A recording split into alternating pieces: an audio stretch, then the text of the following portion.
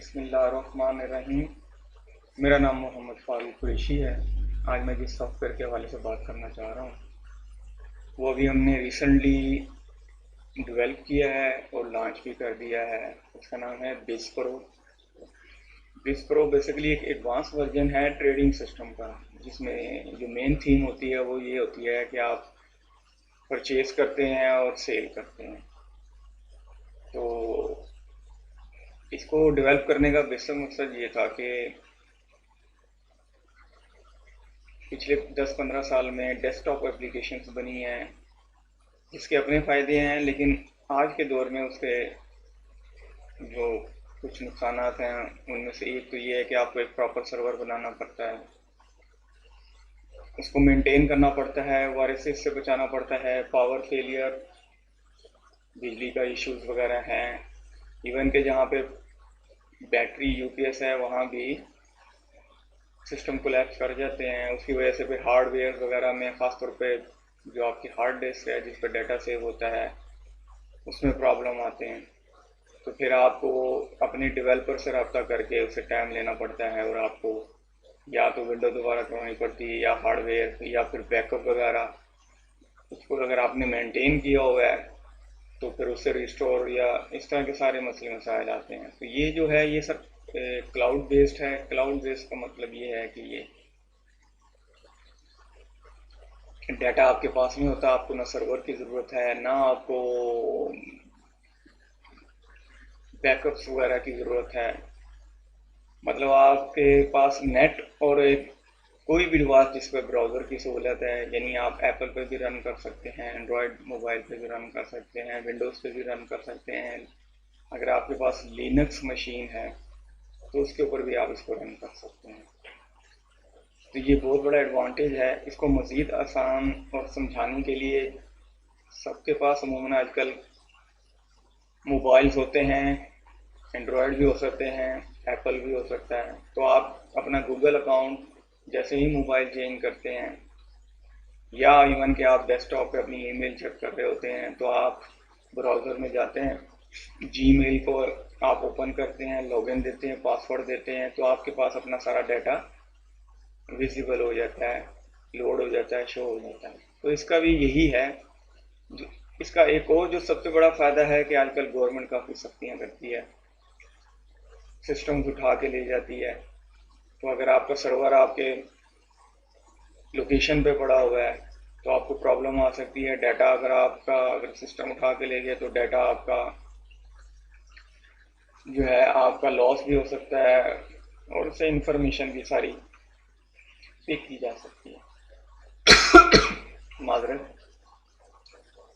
और इसमें हमने एक चीज़ ये भी रखी हुई है कि इन केस आप लॉगिन करके बैठे हुए हैं और सरकारी मशीनरी या गवर्नमेंट डिपार्टमेंट जैसे एफबीआर, सेल टैक्स वाले या और कोई डिपार्टमेंट रेड करता है और सिस्टम उठा के ले जाता है, तो इसमें ये है कि इसमें हमने चेक लगाया हुआ है कि 7-8 मिनट के बाद ये ऑटोमेटिकली अगर सिस्टम पे काम नहीं हो रहा तो लॉग आउट हो जाएगा।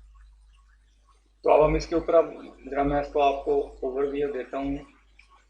ये जो पाथ है सामने, ये आप टाइप करेंगे ब्राउज़र में तो ये सामने ये स्क्रीन खुल जाएगी। यहाँ पे आप पासवर्ड एडमिन टाइप करेंगे या सिलेक्ट कर लेंगे, पहले आपने दिया हुआ है, और लॉगिन इसका है 123।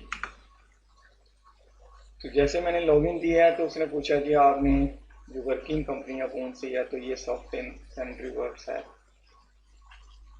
जैसे मैं इसको सिलेक्ट करूँगा तो सामने डैशबोर्ड आ जाएगा। अब डैशबोर्ड में जो मेन चीज़ है सो ये सामने जो आ रही है, today sale, today purchase, today receipts, today payments.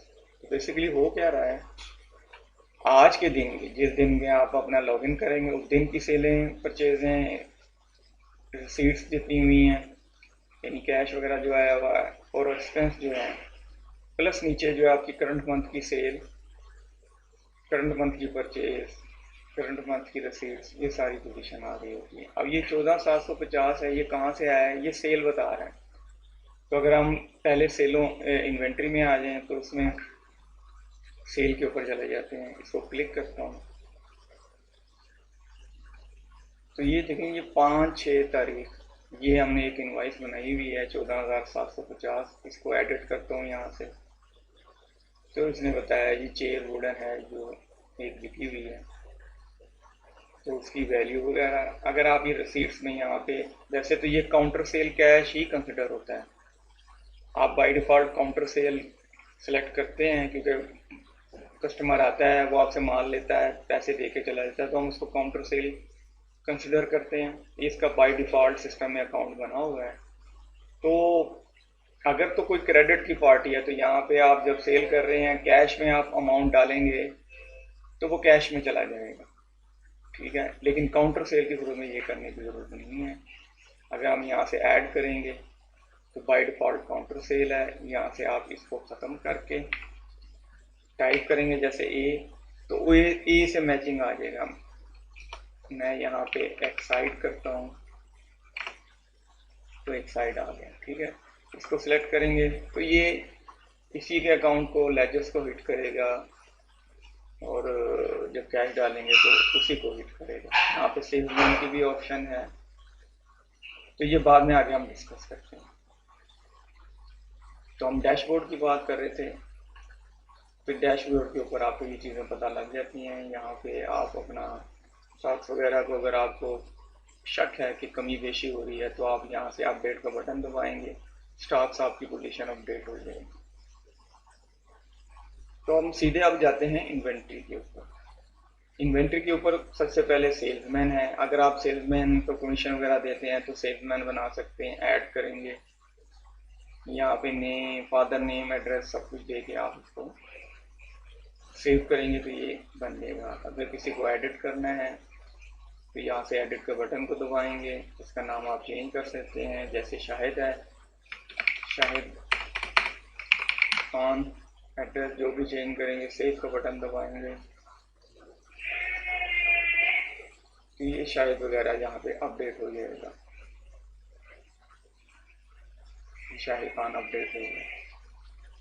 तो वर्किंग स्टार हर जगह पे एक ही है, कुछ जगहों पे हमने ये एडिटिंग वगैरह ब्लॉक की हुई है। इसमें यूज़र राइट्स हैं, वो 3 तरह के हैं। यूज़र जो डॉक्यूमेंट कोई भी जैसे सेल परचेज वगैरह वो बना सकता है, ना एडिट कर सकता है ना डिलीट कर सकता है। फिर उसके ऊपर सुपरवाइज़र आ जाता है जो बना भी सकता है, एडिट भी कर सकता है। फिर मालिक या ओनर हम डीबी एडमिन कहते हैं, जो सब कुछ कर सकता है, बना भी सकता है डॉक्यूमेंट, ऐड कर सकता है, एडिट कर सकता है, डिलीट कर सकता है, सब कुछ कर सकता है। तो अभी जो ये ऊपर आपको फारूक कुरैशी नज़र आ रहा है, ये एडमिन है। एडमिन बेसिकली हर तरह की चीज़ें कर सकता है। हम दोबारा लॉगिन करते हैं, एडमिन 1 2 3 पासवर्ड है, पासवर्ड दे के एंटर हो जाते हैं, सॉफ्ट एंड सैनिटरी वर्क। तो अब इसके अंदर अब हम जाते हैं। तो सेल्समैन की बात कर रहे थे, उसके बाद मेन ग्रुप कोडिंग है। मेन ग्रुप कोडिंग ये है कि जैसे आप इलेक्ट्रॉनिक्स का काम करते हैं, टाइल्स का है, बैटरियों का है, तो मेन ग्रुप क्या होता है, अगर आपका बैटरियों का काम है तो उसके ऊपर आप जो है उसके अंदर आप उसको कर सकते हैं कि जी मेन ग्रुप है एक्साइड, या कोई और कंपनी है आपकी, ठीक है, फीनिक्स है, ओसाका है, उसके नीचे फिर आपके मुख्तलिफ जो है बैटरियों के साइज़ के हिसाब से कोडिंग की जाएगी। अलग इलेक्ट्रॉनिक्स है तो आप उसमें ब्रांड बना सकते हैं, फिलिप्स है जी, एलजी है, हायर है, या फिर उससे नीचे चले जाते हैं तो आप उसको करते हैं टीवी है, टेलीविजन, रेफ्रिजरेटर्स, ये आप ग्रुप कर सकते हैं, ठीक है। वो आपके ऊपर डिपेंड करता है, ये मेन आ जाएगा। लेकिन यहाँ पे मेन ग्रुप से मकसद यही है कि आपका कंपनी का दे दें, ठीक है, वो, या आप उसको सैनिटरी का है तो टाइल्स है, टाइल्स के अंदर फिर आपके साथ उसके और कुछ चीज़ें हैं, हार्डवेयर का भी कर रहे हैं या दूसरी चीज़ें हैं, तो आप उसको ये सेग्रीगेशन करने के लिए है। फिर उसके नीचे आप उसको सब ग्रुप आ सकता है, जैसे अगर आपने मेन ग्रुप एक्साइड बनाया है तो नीचे आप उसको कर सकते हैं बैटरियों के अंदर, आप उसके बैटरियों का ले सकते हैं कि सोलर वाली बैटरीज है, ड्राई बैटरीज है, वो आप मतलब उसको आप जैसे आप समझते हैं उसको आप कर सकते हैं। वरना आप सिंपल ऊपर एक मेन ग्रुप एक्साइड करें, नीचे आप फिर आपने उसको सिंप्लीफाई करना है तो एक्साइड ही कर लें और उसके नीचे फिर आप अपने कोड बनाने शुरू करते हैं। तो वर्किंग स्टाइल हर जगह एक जैसा है, ऐड करेंगे और आप बना लेंगे। अगर जिसको एडिट करना है उसको एडिट का बटन दबाएंगे तो आप उसको एडिट कर सकते हैं। उसके बाद फिर प्रोडक्ट कोडिंग आ जाती है। तो ये प्रोडक्ट कोड यहाँ पे काफ़ी सारे बने हुए हैं। तो यहाँ पे आप इसको आप हर चीज़ पे सर्च कर सकते हैं। ये जो सर्च है यहाँ पे हर चीज़ पे सर्च कर सकते हैं। जर्नल तो ऑलरेडी ग्रुप है, तो आप फर्ज किया यहाँ पे चेयर है तो चेयर आ गया। अब जब ये सामने सर्च होके आ गया तो आप यहाँ से बटन को दबाएंगे, एडिटिंग में आ गया। यहाँ पे इसका आप नाम भी चेंज कर सकते हैं। ये जो कॉमन ये एफजी कोड है बेसिकली आपका अपना कोड है। एक ऊपर प्रोडक्ट आईडी आ रहा है, ये सिस्टम जनरेटेड है, ये कंटिन्यूस चलता रहता है। आप अपना कोड चलाना है तो यहाँ पे अपना कोड भी दे सकते हैं, वरना आप इसको ब्लैंक छोड़ सकते हैं। और ये जो कंपलसरी होगा वो सिस्टम रोक देगा, इंफॉर्मेशन कहेगा आपको जनाब ये जी। अच्छा, ये ग्रुप आ गया, आपने जो ग्रुप बनाए हुए हैं। पैक क्वांटिटी बाद का एक पैक जो आपका बंडल है उसमें कितने आप दे सकते हैं, लेकिन अमूमन इसको आप एक ही रखें क्योंकि आपने एक ही बेचना है, इसको एक ही रखें। परचेज प्राइस क्या है, सेल प्राइस क्या है, जीएसटी अगर आप उसको इम्प्लीमेंट करना चाह रहे हैं, जीएसटी जैसे 18 और 21% है। 18 फाइलर है जो टैक्स पे कर रहा है, जिसका जीएसटी नंबर है वो 18 है, और जो नॉन फाइलर है वो उसका 21% है। तो यहाँ पे आप एक्स्ट्रा में 3% दे देंगे तो वो 3% चार्ज हो, 21% हो जाएगा। लेकिन इसको 18 ही रखें आप, या आप इसको 21 कर दें, यह आपके ऊपर डिपेंड करता है। या आप जैसे समझते हैं, या आप अपने अकाउंटेंट से या अपने टैक्स कंसल्टेंट से आप इसको मशवरा करके कर सकते हैं। तो उसके बाद नेक्स्ट स्टेप आ जाता है सर परचेज आप डालेंगे, परचेज इनवॉइस वो ऐड करेंगे सर। यहाँ पर बाय डिफ़ॉल्ट काउंटर परचेज का है, इसका एक कोड बना हुआ है। आप किसी कंपनी से जिसका आप अकाउंट्स वगैरह मेंटेन करना चाह रहे हैं तो एक्साइड है, एक्साइड बैटरी सेलेक्ट कर लेंगे। परचेज के ऊपर सेल्समैन का कोई ताल्लुक नहीं है। यहाँ पे फिर स्टेटस एक्चुअल है, पेंडिंग है।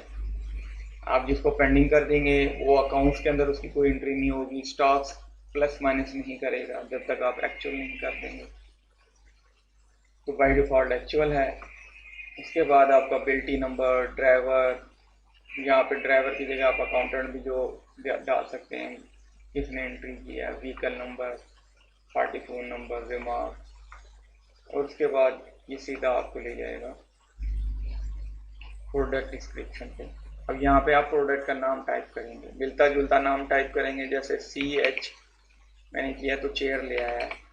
यहाँ पे देखते हैं तो कोई ऑक्सीडल के नाम से, या टेबल तो टैबलेट्स आ रही हैं। मतलब यहाँ पे ये मिक्सिंग है, इसमें मुख्तलिफ किस्म की चीज़ें डाली हुई हैं। तो जो सेलेक्ट करके एंटर मारेंगे तो ये मेन है। स्टोर वगैरह मल्टीपल स्टोर वगैरह भी कर सकते हैं, लेकिन अमूमन एक स्टोर है, जैसे मेन है। एंटर मारेंगे तो उस स्टोर के अंदर अगर कोई क्वांटिटी वगैरह होगी तो यहाँ पे इन हैंड में शो कर देगा। अदरवाइज अब जैसे यहाँ पे 10 है, रेट आपका 1500 है, 18% वो आपने जीएसटी डाला हुआ है। आप इसको यहाँ पे 0 भी कर सकते हैं। इस करेंगे जैसे आप टाइप करेंगे वो कैलकुलेट करता रहेगा। उसके बाद नरेशन में कोई इन्फॉर्मेशन आपने डालनी है, साइज वगैरह, कोई इंस्ट्रक्शन, तो आप इसको डाल सकते हैं। उसके बाद एंटर मार के ऐड, और ऐड के ऊपर एंटर मारेंगे, एंट्री ऐड होती जाएगी। तो इस तरह से आप इंफॉर्मेशन सिस्टम के अंदर डालते जाएंगे। जैसे अब मैंने मेन फ्लोर के ऊपर एंटर मारा तो उसने इन हैंड में 2 शो कर दी, 3 किया है, तो इसी तरह से उसने। अब यहाँ पे 21%, चूँकि ये एक डॉक्यूमेंट बन रहा है तो ये जो पहली एंट्री हमने 21% पे डाली थी तो ये ऑटोमेटिकली अब हर एंट्री 21% के ऊपर डाल रहा है। इसका फ़ायदा ये है कि आपको, क्योंकि ये डिपेंडेंट होता है जीएसटी पार्टी के ऊपर, ठीक है, तो ये 21% डलता जाएगा। जैसे आप कैंसिल करके न्यू करेंगे तो फिर ये बाय डिफ़ॉल्ट 18 पे चला जाएगा। तो आप ये एंट्री इस तरीके से करते जाएंगे, ये पास होती जाएगी। जैसे आप कंट्रोल या सेव बटन को यहाँ पे दबाएंगे सेल्समैन का कह रहा है, आप सेल्समैन कोई भी डाल दें, ऐसे कोई परेशानी नहीं है। सेव का बटन दबाएंगे, ये सेव हो जाएगा। ठीक है जी। अब नेक्स्ट डॉक्यूमेंट ऑटोमेटिकली जनरेट हो गया। तो हम बैक नीचे जाएं तो ये देखिए 5/6 तारीख में एक डॉक्यूमेंट बन गया। एक्साइड बैटरी का है, अमाउंट इतनी है, उसके अंदर अमाउंट के अंदर जीएसटी आपका इतना है। ठीक है, उसका स्टेटस एक्चुअल है। ड्राइवर अकाउंट, बिल्टी नंबर, ये इंफॉर्मेशन हम इसको दोबारा एडिट करते हैं। यहाँ पे बिल्टी नंबर में हम बिल्टी नंबर,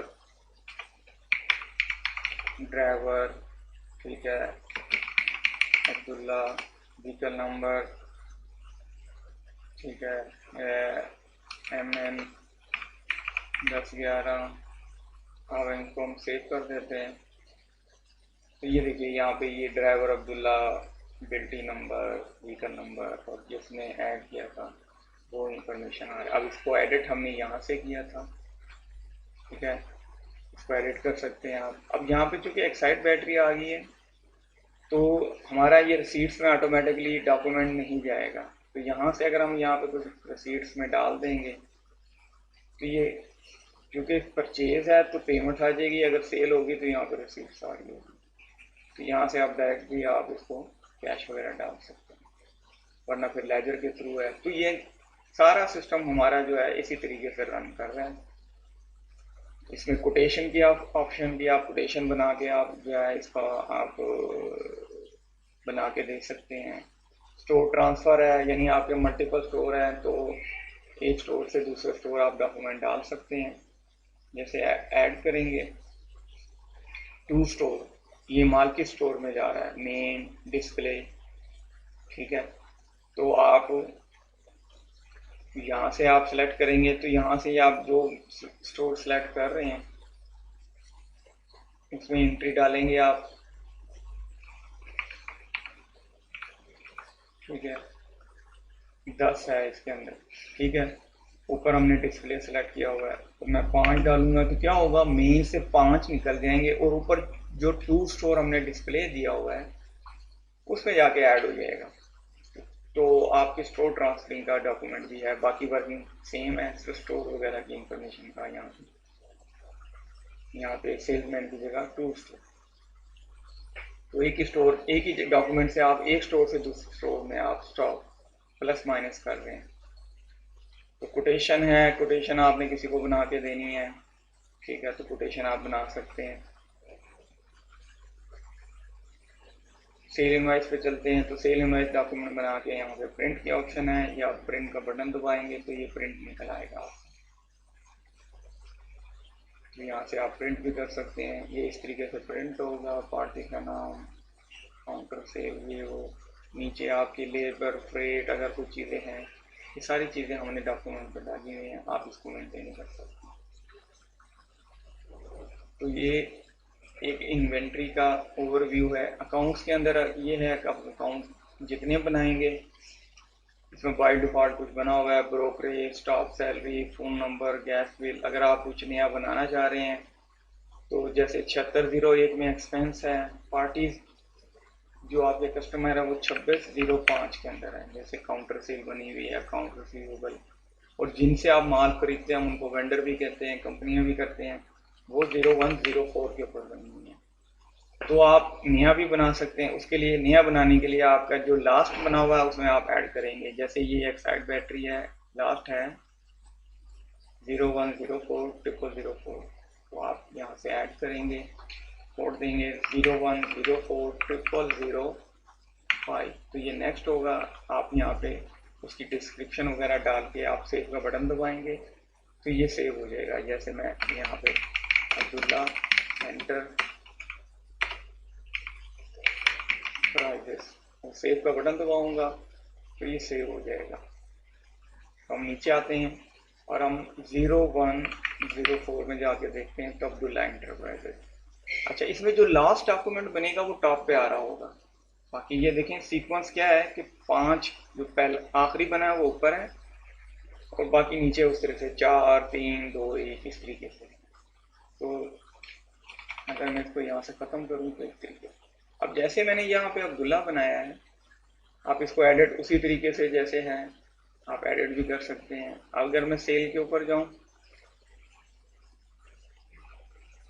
यहाँ से ऐड का बटन दबाओ, काउंटर सेल को ख़त्म करके मैं अगर अब्दुल्ला यहाँ पे टाइप करूँ, ये देखें अब्दुल्ला आ गया, ठीक है, तो ये अब्दुल्ला है। तो इसी तरीके से आप जितने मर्जी accounts, hundreds of thousands of accounts बना सकते हैं। हर डॉक्यूमेंट आप अनलिमिटेड, आप जितने मर्जी बना सकते हैं। तो अकाउंट्स के अंदर बेसिकली अकाउंट बनेंगे, फिर 3 तरह के डॉक्यूमेंट है। कैश पेमेंट, आप कैश पे कर रहे हैं, आप एक्सपेंस कर रहे हैं, ऐड का बटन दबाएंगे। यहाँ पे जैसे अब्दुल्ला है, अब्दुल्ला, डाउन एरो की प्रेस करके सिलेक्ट कर लेंगे।